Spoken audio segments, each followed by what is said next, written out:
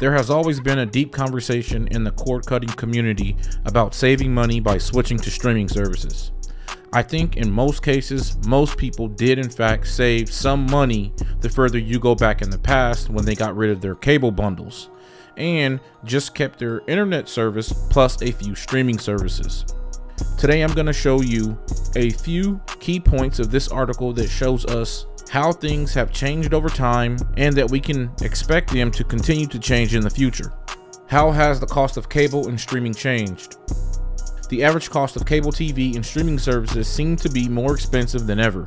How have these prices changed over the years? Alright, it says TV prices rose nearly 50% in the last 10 years. So I'm not going to read the entire article like I normally do. I'm just going to touch on a few key points.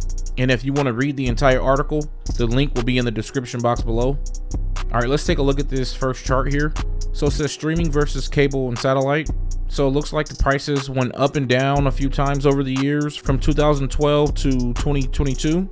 It looks like streaming has raised its prices to about 50%, and cable and satellite has raised their prices about 34%. Here's the quick and dirty on cable TV and streaming price hikes. Streaming services prices rose by 48.90% from 2012 to 2022. Cable and satellite prices rose by 33.84% over the same period. The average monthly price of streaming rose from, let's call it $8 to $11 over the last decade. The average monthly cable and satellite TV price rose from $396 to $529. Alright, it says cable prices go up every year. Cable prices rose by $133.38 per month over the last 10 years. The average yearly price hike has been as low as $6 or $7, but came close to $24 between 2016 and 2017. In January 2022, cable and satellite TV prices hit an average of $529.52. And with the nationwide inflation, it's hard to imagine that the cable's getting cheaper anytime soon. And it shows some of the prices here, the yearly average of cable and satellite TV. Like I said, you can review this later if you want a little bit more detail. So why is cable expensive? Network infrastructure, maintenance costs, and other labor involved. And it says right here, cord cutters aren't exempt from price hikes either. Streaming service prices increased even more than cable and satellite TV. All right, let's take a look at this chart. Streaming service prices rose by nearly 50% in the last 10 years. That's what it already said in that last chart, but I think it's going to give us a little bit more details here. And we could actually see how each service changed its prices over time. And just a quick glance here, it looks like Netflix has gone up 2014 from 2012 to 2014, came down in 2015, leveled out 2016, went up 2017, and it just continued to rise up to $15.16, which is pretty much the same price as HBO Max was when it first started. And now HBO Max has actually come down, I don't know, to looks about $13. It's very interesting when you look at the rest of these streaming services. There's Hulu. Hulu started off at $8, went up to, that looks like $9.99, dropped back down to $8.99 in 2019, 2020, then it rose up in 2021 and 2022. And it looks like Prime Video started off a little bit more than it did when it dipped down to 2014 and 2015. Then it rose up to $8.99 in 2016 and has stayed there the whole time. Disney Plus started out low as well, and then eventually rose up to $8 last year and is staying there in 2022.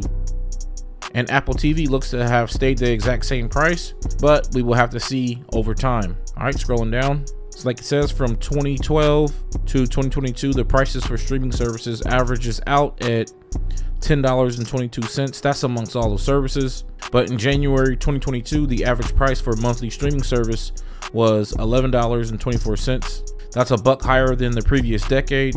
All right, let's take a look at this chart. It says since 2012, which streaming services raised prices the most? Yeah, like I said, it looks like Netflix went up 89.90%, Prime Video up by 34.87%, and Hulu is up by 25.03%. That's very interesting, and it don't look like it's going to slow down anytime soon. All right, scrolling down. Yeah, it says Netflix came close to doubling its price in the decade with nearly a 90% increase. And it says we don't expect the cost of cable, satellite, and streaming TV to go down in the coming years, if it ever will. But with a variety of high quality cable packages and add-ons, plus a slew of streaming services, you can likely keep the channels and subscriptions you want. Our recommendation is to figure out what you want and avoid oversubscribing. It could cost you hundreds or thousands of dollars. Yeah, of course, I agree with that part, but I do want to say something. Let me say that it has come to my attention that Disney owns Hulu Plus and Disney Plus. That's two separate subscription payments when they could have obviously merged the apps and saved you, the customer, some money. On top of that, even with the paid subscription, you will still be subject to ads in the middle of your show. That's completely insane. I don't know how they are getting away with that one. If you don't pay close attention to what you and your family actually enjoy watching, then you will easily fall into the trap of paying for unnecessary subscriptions that you don't need. This is one of the major reasons why lots of people switch to apps like Kodi and Cinema.